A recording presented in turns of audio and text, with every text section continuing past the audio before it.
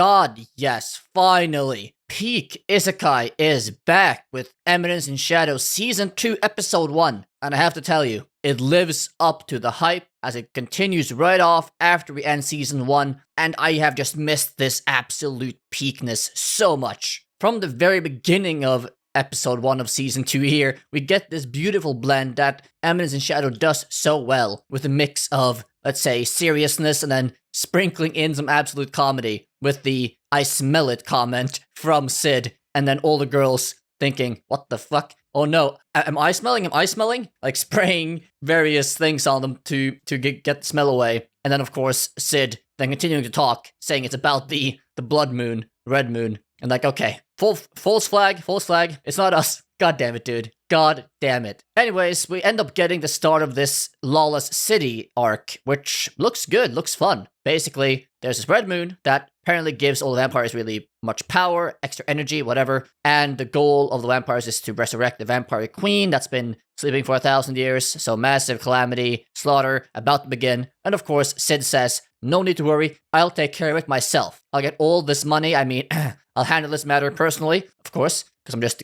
a nice guy like that. And then him and his sister Claire goes to the Lawless City because Claire apparently as well, I guess, just wants to slay some vampires after winning the Yushin Festival. What I keep going back to though, and the reason why I love Eminence in Shadow as much as I do, is just the blend, as I said. For example, again, when Sid just monologues to himself, yes, these Shadow Garden people, they're ad-libbing so well, just living my power fantasy, still not really recognizing how real it is, right? They ad-lib so well, they should get an Academy Award for this, for the acting. And it all fits so well, it flows so well, and I can't say how much I enjoy it. Anyways, we go to the Lawless City this episode. We get to learn about the 3 rulers of the city. There's this spirit fox, this really buff warrior dude, and of course the vampire, not queen, but the custodian basically, that's trying to awaken the queen. So these 3 rule the city in their 3 different towers, and of course Sid is there to shake things up. We do also get a very nice ending scene where he just does his wonderful MC monologue about the world and how things are, and how he just then introduces himself with this very iconic catchphrase to these 2 rulers outside the vampire custodian.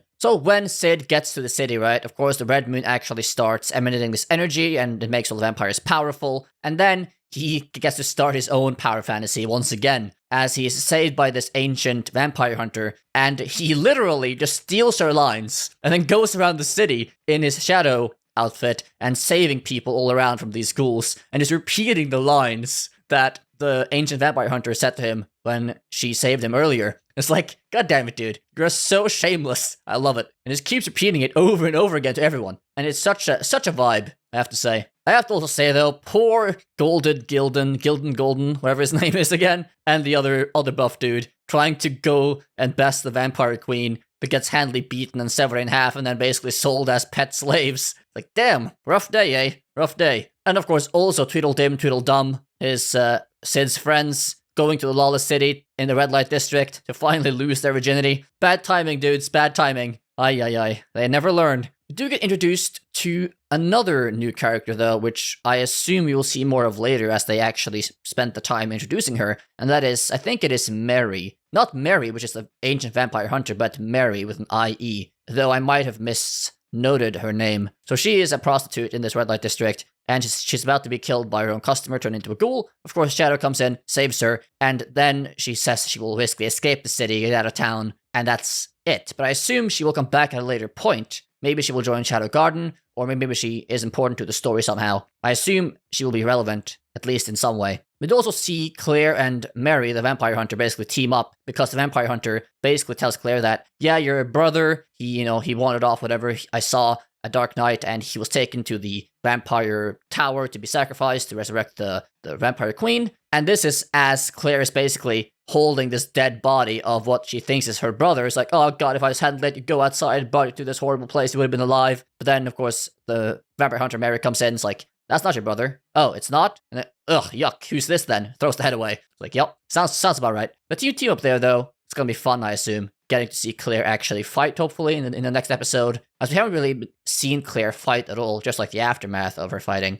So maybe actually getting some action scenes with her and Mary would be fun. We do also get like a very small glimpse of Claire, I assume it is, based on her hair color and look at the end of the episode, as some Shadow Guard members are seemingly looking over the city and just awaiting orders or something to march into action. I'm absolutely super excited though to see the next episode and hopefully see Sid just go in his shadow form and like either just completely overpower these two tower leaders first and then going to just absolutely decimate the vampire queen or the custodian there and just wreaks havoc around the city and be like, yep, that's that arc over. Next. It should be a lot of fun though next episode, getting a lot of this, again, more monologuing, more fun action, more perfect mix of self-irony and self-made power fantasy that's just so over the top, but so perfect and blends so well, and it's just so absolutely amazingly fun to watch. Again, I have absolutely really missed this show. It's been such a long time since I've seen an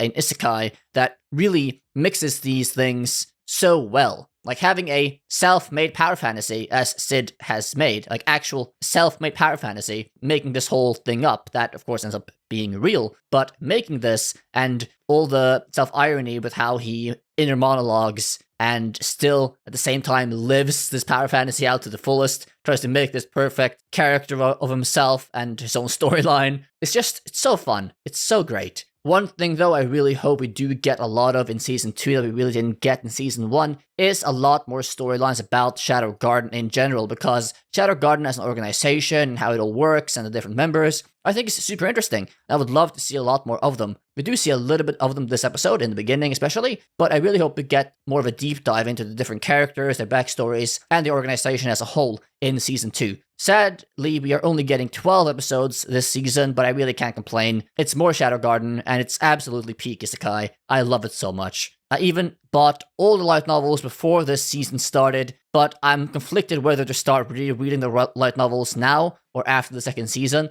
because I don't want to spoil myself on the anime season after reading the light novels, but I don't know, I might end up reading and analyzing the light novels that cover Season 1, and then stopping before the ones that cover Season 2, and then analyzing the light novels that precedes Season 2, or just analyzing along the same time the episodes to the light novels. That could be fun, I think, but I'll have to see if I actually end up doing that or not. If you would like to see that though, please do leave that in the comment section down below, and leave your thoughts as well on Peak Isekai returning with Eminence and Shadow Season 2 Episode 1 in the comment section down below. And if you liked the video and want to see weekly or more content regarding Eminence and Shadow, then please do like, subscribe, hit the notification bell, all that good stuff to support my channel. And if you want to see some more Isekai video content, then click on this video right here.